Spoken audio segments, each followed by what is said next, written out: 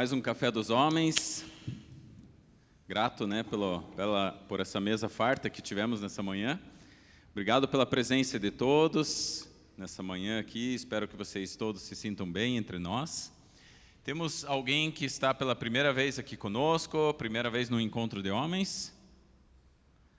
Puder ficar em pé, por favor. Lá também. Aqui. Temos 3 visitantes. Uma salva de palmas aí para esses homens aí. Queremos agradecer a presença de vocês, sejam bem-vindos. Todo último sábado do mês a gente tem o nosso encontro, né? Então já deixa reservado aí na sua agenda para que esteja conosco. Vou passar agora para o Léo, que vai dar continuidade aqui ao nosso encontro. Legal. Bom dia, senhores. Queria te convidar a se levantar e se juntar a gente em oração, para a gente começar esse período. Senhor Deus, nós te agradecemos por mais uma manhã, te agradecemos porque podemos estar juntos, reunidos, entre irmãos. Que o Senhor possa se fazer presente nessa manhã, Deus, abrir os nossos olhos para a Tua palavra, para a Tua mensagem, possa preparar a terra para que o Senhor possa falar conosco, o Senhor possa nos abençoar, que a gente possa ser útil aqui. Amém.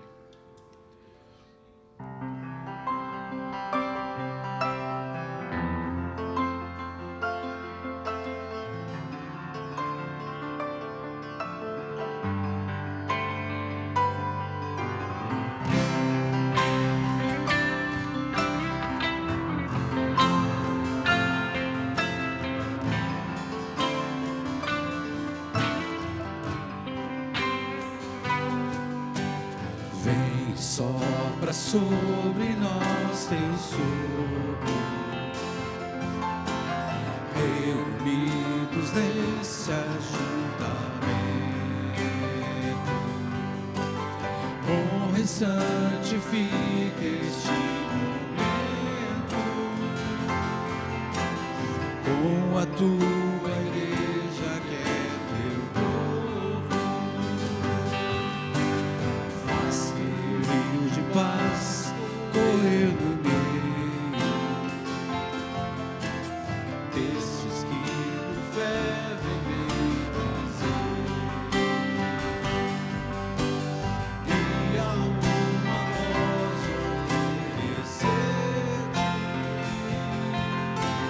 seus louvores, súplicas e Senhor de toda a glória, hoje e sempre como fosse outrora, no correr da história, revelando seu amor. Deus bendito, Rei e Salvador.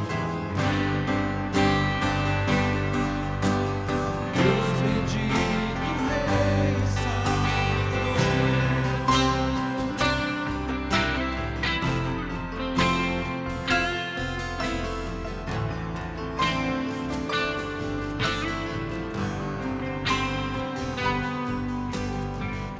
sopra sobre nós teu sopro,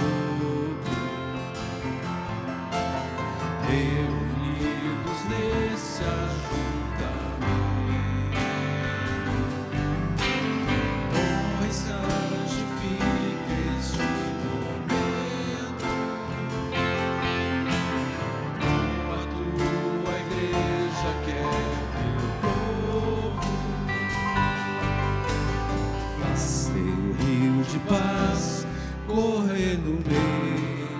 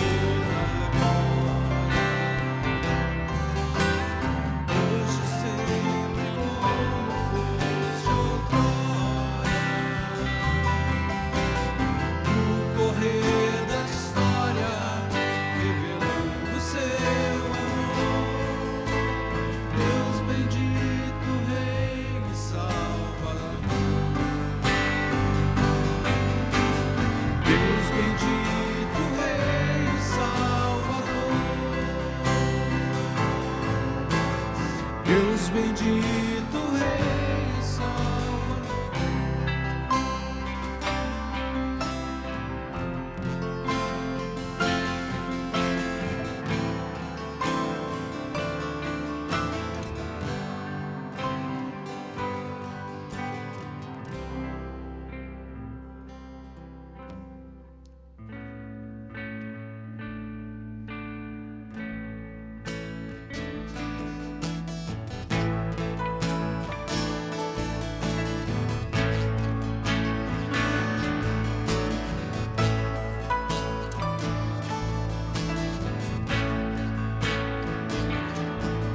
Cantai ao Senhor um cântico novo.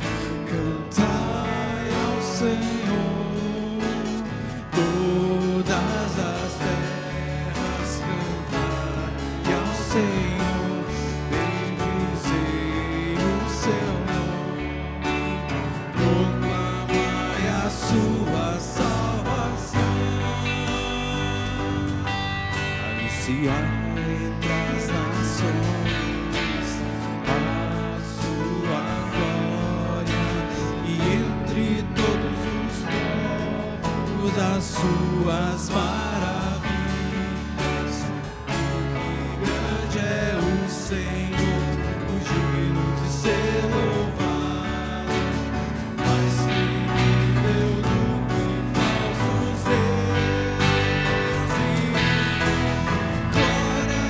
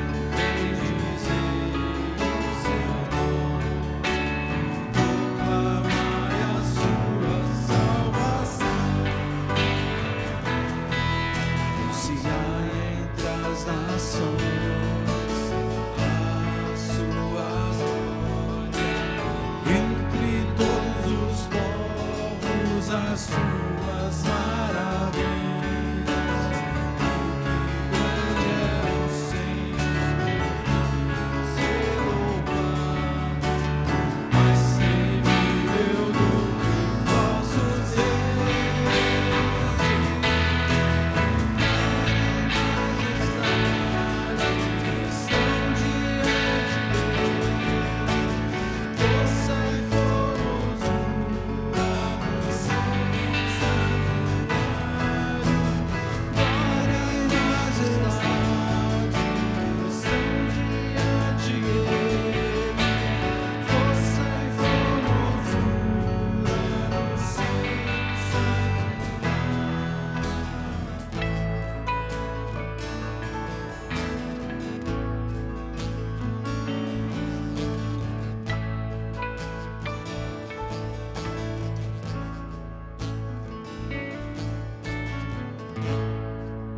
Glória e fazer uma oração? Senhor Deus, nós te louvamos pela tua presença nesse lugar. Nós te louvamos porque o Senhor é quem nos supre em tudo que a gente precisa. É o Senhor que nos dá saúde, é o Senhor que nos dá o fôlego da vida, é o Senhor que nos capacita financeiramente para cuidar das nossas famílias, capacita nos nossos empregos. É do Senhor que vem toda a força, é do Senhor que vem tudo aquilo que a gente precisa. A gente se humilha na tua presença, reconhecendo isso e te agradecendo por tua graça e tua misericórdia na nossa vida. Que o Senhor possa falar conosco agora, através da tua palavra, que o Senhor possa fazer essa palavra ser frutífera no nosso coração. Amém.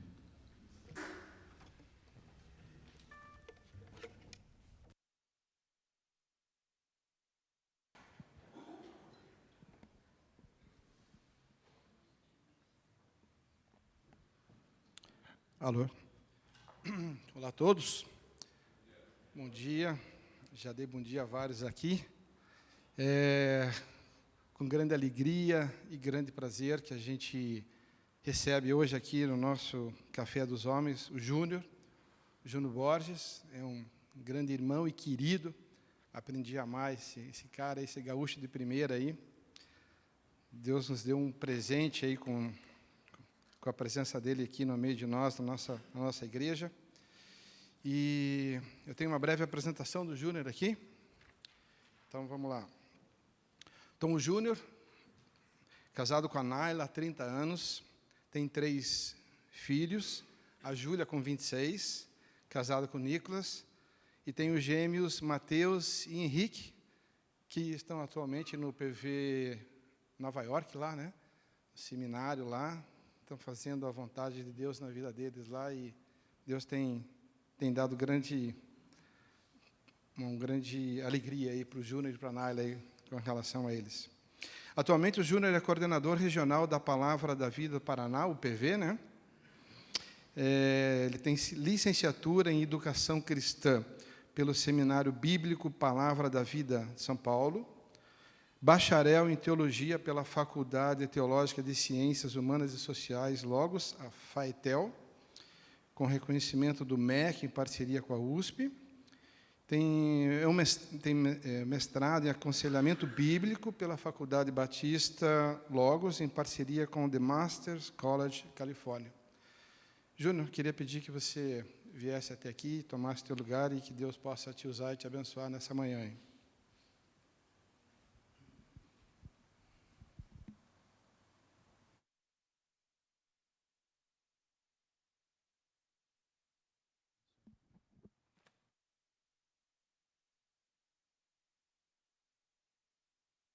Bom dia, meus irmãos.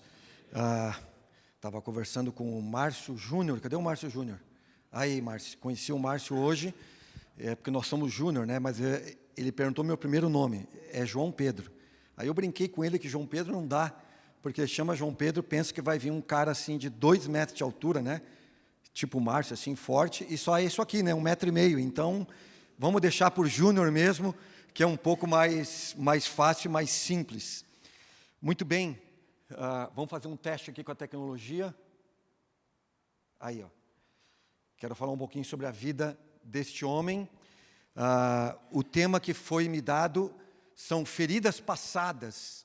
Então, pensando nesse tema, eu acho que a vida de José tem muito para nos ensinar a respeito de como lidamos com feridas passadas na nossa vida, em relação a como vivemos no presente com elas.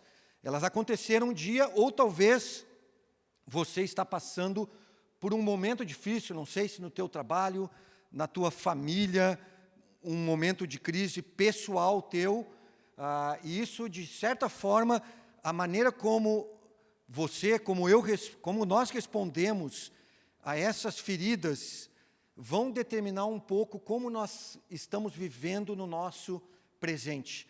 E eu acredito que, com a vida de José, nós vamos entender um pouquinho como José, um homem que entendeu que Deus permitiu soberanamente acontecer algumas coisas. Para onde é que eu tenho que apontar aqui? Para lá? E para cá? Ok. Estou apontando para cima, achando que é o projetor. Desculpe, eu não liguei. Agora está certo, senão não funciona. Né? É isso aí. Eu precisava de um adolescente para me guiar aqui na frente. Mas tá bom, vamos lá, vamos fazer o teste agora? Ok, perfeito. O problema é quem está segurando o negocinho aqui. Mas muito bem, José, um homem que entendeu a permissão soberana de Deus no seu passado. Quando nós entendemos que Deus é bom e Deus é soberano, isso nos traz sempre esperança e o entendimento correto da vida. E nós vamos passar pela vida de José, pela história dele, e vamos entender exatamente isso, que as crises, elas podem promover crescimento nas nossas vidas. Tiago, irmão de Jesus, fala assim: meus irmãos, considerem por motivo de grande alegria o fato de passarem por diversas provações.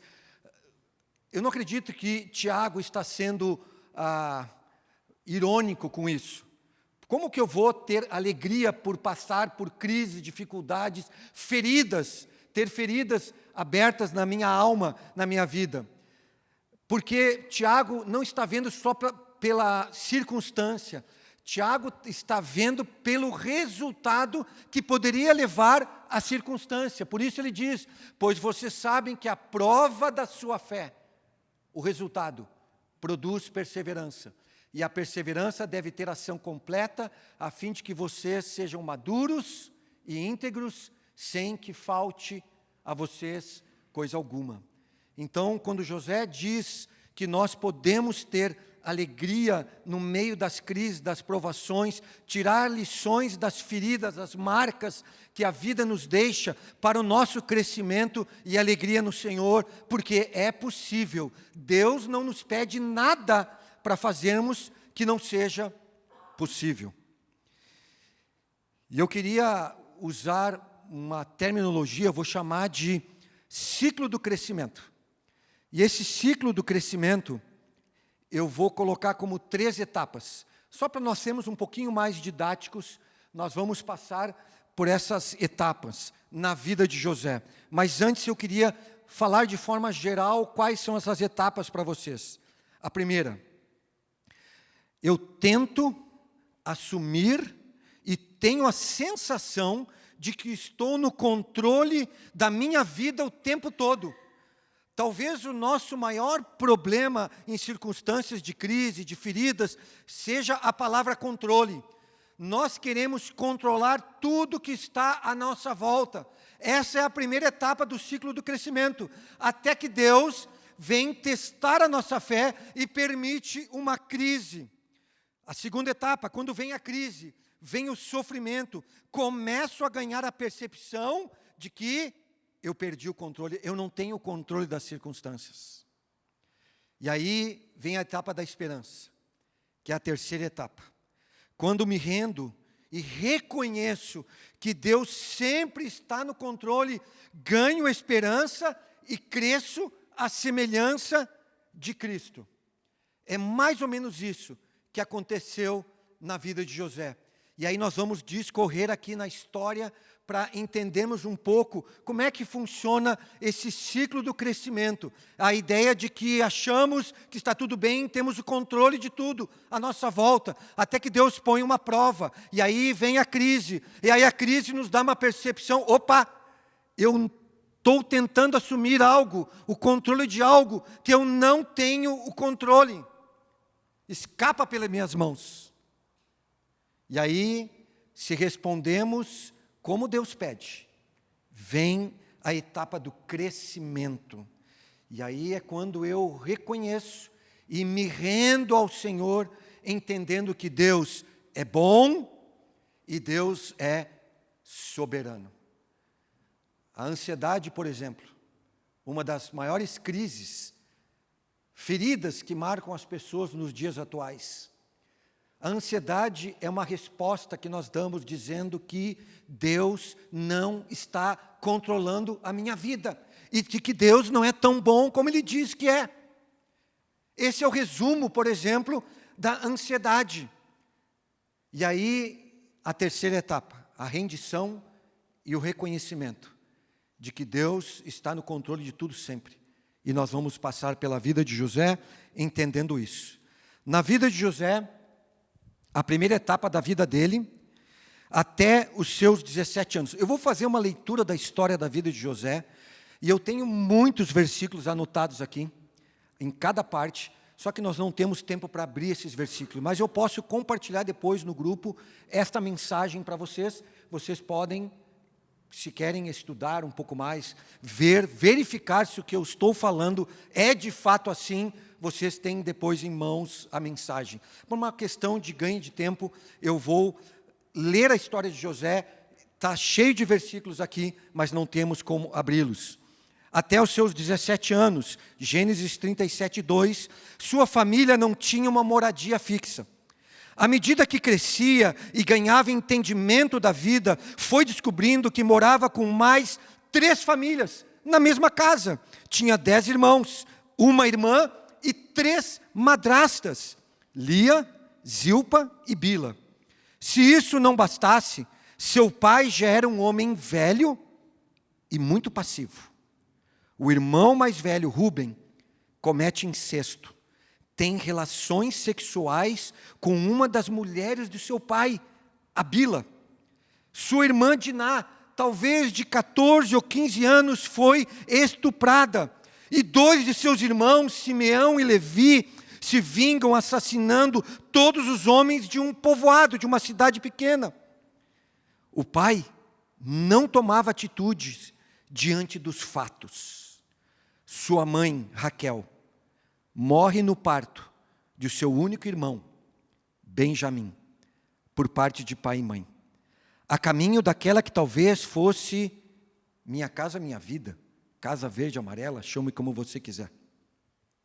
Seus 10 irmãos, que eram na verdade meio-irmãos, pois eram de mães diferentes, viviam em constante atrito e carregavam consigo sentimentos de inveja, de rivalidade e ódio. Este era o lar em que ele nasceu e se criou até a sua adolescência. Qualquer um de nós, vendo esse filme, esse quadro da vida desse jovenzinho chamado José, iria dizer: esse vai ser bandido, não tem como. Olha a família dele, como é que ele consegue viver num lar onde tem 3 mães, 3 madrastas, e mais a mãe, perde a mãe na sua infância, na sua adolescência. O pai é aquele que vive de braços cruzados. Olha o que os irmãos aprontam. Olha os ciúmes que os irmãos têm dele. A maneira como ele foi tratado, quando a gente abre os textos bíblicos e vê o relato, o resumo da ópera é: esse cara vai ser bandido, não vai prestar para a vida. Quem tem uma criação desse tipo não tem esperança. Muito pelo contrário, quando Deus está atuando, sempre há esperança, mesmo que haja um ciclo de feridas passadas que marcam a vida de uma pessoa. Se a gente acha que estava ruim, a segunda etapa de José só vai intensificar, só vai piorar. Dos 17 aos 30 anos, sua vida parece sair do controle. Os sentimentos de inveja e ódio que reinavam nos corações de seus irmãos fizeram que o jogasse num poço. Ele foi levar lá pão e queijo para os irmãos, e os irmãos viram de longe e disseram: lá vem o sonhador. Queriam matá-lo, mas Rúben não deixou. Não vamos fazer isso. Contaminaram as nossas mãos com sangue. E aí o que eles fizeram?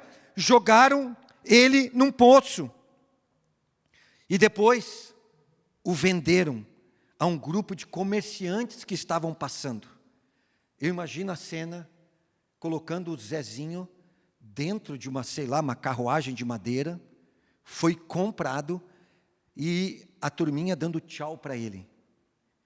E lá vai José, para um lugar que ele não imaginava, nem sabia para onde ia, não conhecia, provavelmente, certamente, não iria entender a língua da onde ele estava indo. Estes, os irmãos, o revenderam como escravo num país de língua diferente.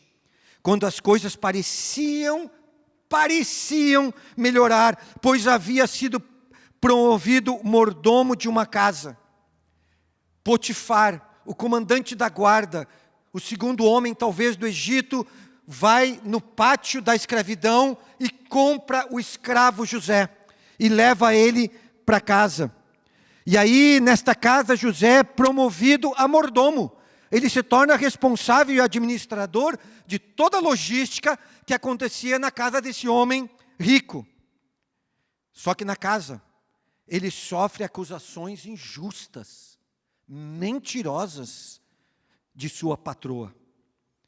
Essas acusações o levaram a uma prisão, onde ele ficou por 2 anos e foi até os seus 30 anos preso.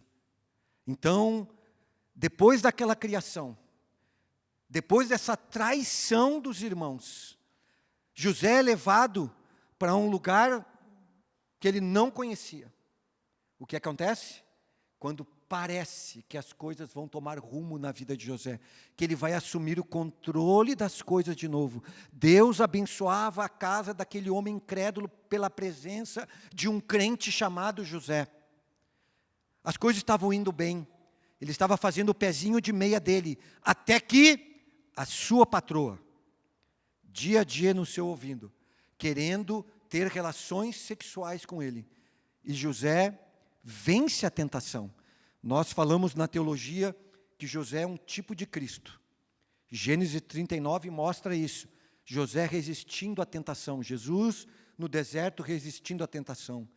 Jesus é vendido por 30 moedas de prata lá por Judas. José é vendido por 20 moedas de prata pelos seus irmãos. Gênesis 37. Jesus é negado. Jesus, ele não é reconhecido pelos seus. O que acontece? José é a mesma coisa. Ele não é reconhecido pelos seus. Era o tal do sonhador. Foi traído pelos seus irmãos. E aí, nós olhamos para a vida de José nesse ciclo, pensando assim, feridas mais profundas ainda no coração de José. Meu irmão, eu não sei do seu passado, eu não sei da história da sua vida, mas uma coisa eu sei: Deus é bom e Deus é soberano. E o que Deus quer fazer nas nossas vidas, através das crises, é promover um crescimento. Deus tem propósito para tudo. Na terceira etapa da sua vida, José, então, dos 30 anos até a sua morte, José ganha o entendimento de que Deus sempre esteve no controle de tudo. A crise pelo controle me levará ao crescimento ou a uma catástrofe na minha vida. Se eu ficar vivendo do passado, existe até um livro que diz assim, colocando o passado no seu devido lugar, que é o passado. Eu não posso viver no presente alimentado pelo meu passado, porque senão eu sou uma pessoa amargurada. Hebreus diz que a amargura ela é contagiosa, ela contamina outros. Você já viveu do lado de uma pessoa amargurada, uma pessoa que vive reclamando da vida, uma pessoa que está sempre murmurando, povo do deserto, encarnado na vida dessa pessoa. Por quê? Porque falta o entendimento de que Deus é soberano e de que Deus é bom. E Deus tem um propósito em todas as nossas crises. Dentro do ciclo do crescimento, Deus nos prova que temos um propósito. Esse texto é um texto muito conhecido, mas ele é usado muito fora de contexto.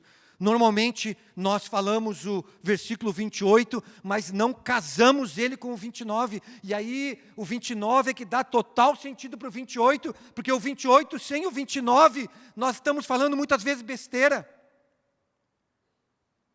Se diz que Deus age em todas as coisas para o meu bem que Deus tem para mim é talvez permitir crises para que eu cresça à semelhança, à imagem do seu Filho. Esse é o propósito, é assim que eu devo crer. Tudo, as feridas que a vida me proporciona, elas me levam a ser mais semelhante a Cristo. Assim foi na vida de José, um homem tipo de Cristo.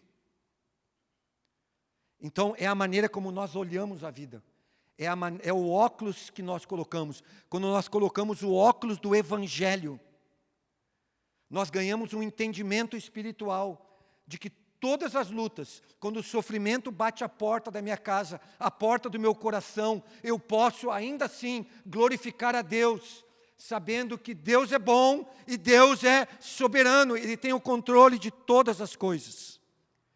Falando em propósito, eu vou discorrer agora aqui, novamente, colocando a letra P na inicial, digamos, de tudo, na vida de José. Diz assim: da casa do pai para o poço, quando foi jogado ali pelos seus meio-irmãos, angustiado.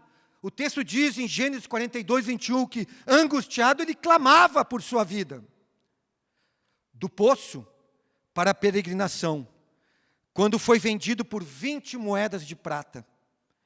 Da peregrinação para o pátio da escravidão, na terra do Egito. Do pátio da escravidão para a casa do seu patrão, quando os midianitas o venderam a Potifar. Na casa do seu patrão recebeu uma promoção. Potifar percebeu que estava sendo abençoado pela presença de José. Da promoção para a prisão, quando sua patroa o acusa injustamente por algo que ele não fez. Na prisão, pede ao copeiro que lembre dele quando for à presença de Faraó. E da prisão para o palácio, o copeiro lembra dele. E José revela os sonhos de Faraó. No palácio, se revela aos seus parentes.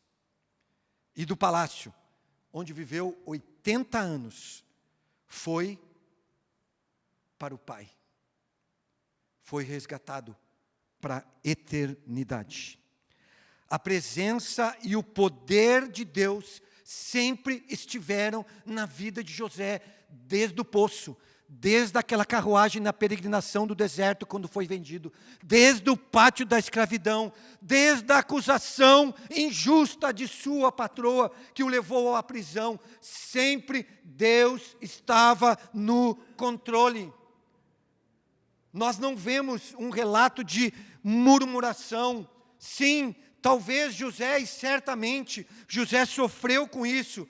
José, ele passou por essa terceira etapa do ciclo do crescimento, reconhecendo a soberania de Deus, mas certamente ele teve noites de lágrimas. Não é um problema a lamentação. Nós temos até um livro bíblico chamado Lamentações. Lamentação é diferente de reclamação, murmuração e amargura. Lamentação é quando nós dobramos o nosso joelho diante de Deus e reconhecemos diante de Deus que somos pó. Senhor, eu quero assumir algo que eu não consigo. Esse negócio chamado controle. O Senhor está no controle. E eu quero entender que o Senhor é bom, mesmo diante das provas, das crises, das feridas, das marcas que o Senhor faz no meu coração. É muito interessante, porque quando nós reconhecemos a bondade e a soberania de Deus, quando crescemos assim, nós vemos o exemplo de José. Qual foi o fruto na vida de José em relação a esse ciclo, a essas 3 etapas que ele passou? Nós vemos isso através dos resultados. A Bíblia fala que José, então, em relação aos seus irmãos, quando ele encontrou os irmãos lá no palácio, lá com os seus parentes, toda aquela história, que manda buscar o pai, manda buscar o irmão mais novo. Imagina, José foi ver Benjamim, viu quando criança, e depois foi ver, provavelmente quase jovem. Não curtiu o único irmão, por parte de pai e mãe, não pôde bater uma bolinha com ele na adolescência, na infância, não pôde ensinar ele a jogar um futebolzinho, não pôde brincar com ele, porque ele estava lá no Egito, escravo, se dando um pouco bem, e depois se dando mal numa prisão. De repente vem a família toda. E diante disso, José tinha um poder em suas mãos. José se tornou o segundo homem do Egito. Da prisão, Deus é tão poderoso que da prisão, Deus transporta José para o palácio. E Faraó considera José o segundo homem do Egito. Fez José subir numa carruagem, passar pelo povo, e o povo reconhecer quem era o seu vizir, quem que era uma autoridade agora sobre a nação. Eu falei na outra vez que eu preguei aqui pela manhã, dando o exemplo também de José. A Bíblia não fala nada sobre o relacionamento de José com a sua ex-patroa e o seu ex-patrão. Mas, pela forma como ele trata os seus irmãos, dá para sugerir a forma como ele tratou a sua patroa e o seu patrão. O que José fez? Ele fez isso aqui. Ele perdoou os irmãos, mostrando a eles que ele tinha um conceito correto do controle soberano de Deus e da vida. Não é fantástico ver esse texto diz, agora, ele dizendo para os irmãos, não se aflijam, nem se recriminem por terem me vendido para cá, pois foi para salvar vidas que Deus me enviou adiante de vocês. Deus tem propósito para tudo. Deus antecipa aquela crise da fome, mandando José, permitindo as crises, as feridas na vida de José, porque Deus tinha um propósito maior para tudo aquilo na vida de José. E José reconhece isso. Assim não foram vocês que me mandaram para cá, mas sim o próprio Deus. Ele, Deus, me tornou ministro do faraó e me fez administrador de todo o palácio e governador de todo o Egito.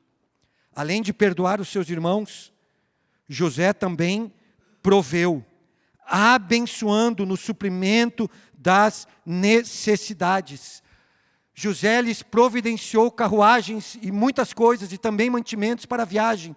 A cada um deu uma muda de roupa nova, mas ao irmão Benjamim deu 3 peças de prata e 5 mudas de roupa nova. E a seu pai enviou 10 jumentos carregados com o melhor do que havia no Egito e 10 jumentas carregadas de trigo, pão e outras provisões para a viagem. Além de perdoar, José fez o bem. Romanos 12, 21 diz, vença o mal com o bem. José entendeu o ciclo da vida. José entendeu quem era Deus, o propósito que Deus tinha na vida dele. Isso o capacitou a não ficar preso nas feridas do passado. Vamos pensar um pouquinho. Pensa numa situação real, se você tem um problema de relacionamento com alguém da sua família. Você já perdoou? Você já fez o bem, mesmo quando é te feito o mal? José foi jogado num poço por esses caras. José viu esses caras debochando. Tchauzinho, sonhador. Vai na paz. José, quando estava mais ou menos bem, volta a ver uma outra pessoa mentindo contra ele, fazendo injustiças contra ele. Paulo diz em 1 Coríntios, capítulo 6, ele pergunta, por que vocês não sofrem as injustiças, não aceitam as injustiças? Por que vocês vão para o litígio? A Bíblia é muito clara nessas circunstâncias de crise, de problemas de relacionamentos. Vença o mal com o bem. E foi isso que José fez. Além de perdoar, ele mostrou na prática o perdão, provendo para os seus irmãos. E sabe o que ele fez mais? Ele também protegeu os irmãos. Por quê? Porque havia um preconceito dos egípcios em relação àqueles que eram pastores de rebanhos. Então o que José faz? Ele usa uma estratégia. Ele se preocupa com o destino da sua família. E Deus o abençoa, porque ele vai na presença de Faraó, e Faraó diz, sim, eles podem habitar em Gósen, a parte dos egípcios um pouco. Vocês lembram das 10 pragas? Nada acontecia em Gósen, mas tudo acontecia ali do lado deles. Porque Deus estava fazendo o quê? Protegendo, usando a vida, usou a vida de José. Então, pense nas crises. Pense talvez em alguém que você precisa perdoar, alguém que já te humilhou, alguém que já fez coisas injustas e que você está escravizado no presente porque você não perdoa. Meu irmão, perdão não é um sentimento, você não tem que sentir para perdoar. Perdão é uma escolha. Perdão envolve uma promessa. Promessa de algumas etapas. Uma promessa dizendo para outra pessoa que eu não vou usar mais aquilo que você fez para mim contra ti. Não quero que isso fique entre nós. Eu não vou usar isso para falar para outras pessoas. É uma escolha. Eu não tenho que sentir. O que eu sinto sempre tem que estar sujeito ao que eu sei. O sentimento tem que ser carregado pelo que eu sei. Se José vivesse pelos sentimentos, a hora que ele viu aqueles trastes daqueles irmãos, ele tinha mandado executar os irmãos. Mas ele não fez, porque José vivia pelo que ele sabia. E o que ele sabia controlava o que ele sentia. E este é o texto que talvez resume tudo. No final da vida de José, quando o pai morre, os irmãos, depois de tudo que José fez, ainda desconfiavam dele. E aí José tem que ter uma nova conversa com eles. José, porém, lhes disse: não tenham medo, estaria eu no lugar de Deus? Olha o entendimento que José ganhou das crises. Você está no lugar de Deus. Efésios 4:32 diz que eu tenho que perdoar como eu fui perdoado. Como você foi perdoado? Quanto que custava os teus pecados? Custou a morte do Senhor Jesus. E graças a Deus pela sua ressurreição, que nos dá esperança de que nós também podemos perdoar, prover, podemos proteger aqueles que fazem feridas na nossa alma e até no nosso corpo. E eu queria terminar com 3 conceitos libertadores. Eu chamo conceitos libertadores porque são frases que me fazem meditar. O primeiro deles: não posso mudar meu passado, mas posso responder, reagir às circunstâncias de crise no momento presente, de maneira que isso vai trazer frutos no meu futuro. Ninguém tem poder de mudar o seu passado. Você não tem como voltar a fita.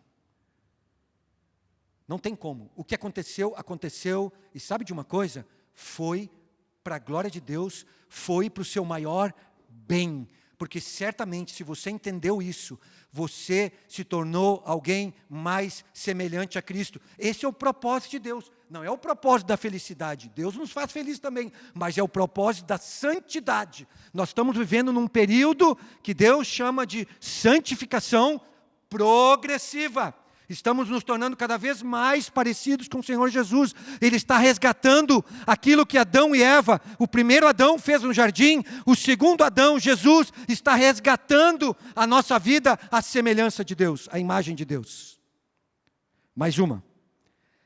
As minhas reações, as respostas que eu dou às circunstâncias de crise, revelam se o meu coração está confiando na bondade e no controle soberano de Deus. É simples.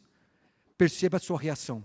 Eu costumo dizer, se você quer se conhecer melhor, não dê um nível de importância tão grande como para as suas ações.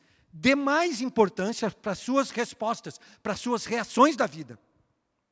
Porque quando você percebe como você responde às circunstâncias, quando alguém pisa na sua ferida, a maneira como você responde vai demonstrar se você está confiando no controle e na bondade de Deus, no controle soberano de Deus. E a última para terminarmos. Não podemos evitar as circunstâncias de crise porque não temos o controle. Por mais que a gente queira agarrar nas mãos, sempre nos escapa. Deus permite circunstâncias que o controle nos escapa, porque Deus quer que nós sejamos dependentes dEle. Nós somos derivados de Deus e temos que ser dependentes de Deus.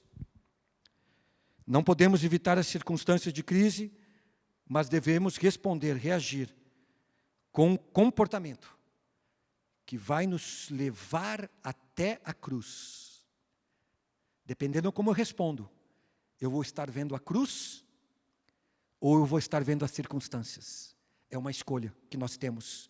Nós podemos olhar para a cruz, e a cruz sempre nos traz esperança. O que mais precisamos do que esperança de que Deus é bom e de que Deus está no controle, apesar das feridas passadas.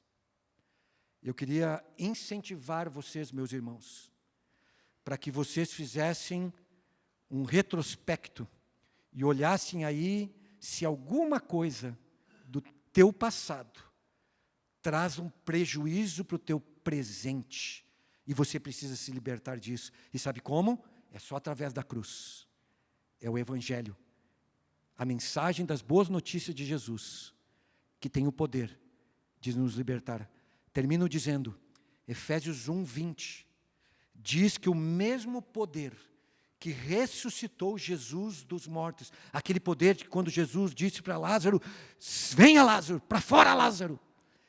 Efésios 1:20 diz que é esse poder, o Espírito Santo de Deus, o mesmo poder que atua na transformação das nossas vidas. Temos um poder em nós. Somos selados pelo Espírito Santo, Efésios 1:13 e 14. Temos a esperança da vida eterna. Então, irmãos, óculos, binóculo, foco na cruz. Podemos ficar de pé para orarmos juntos?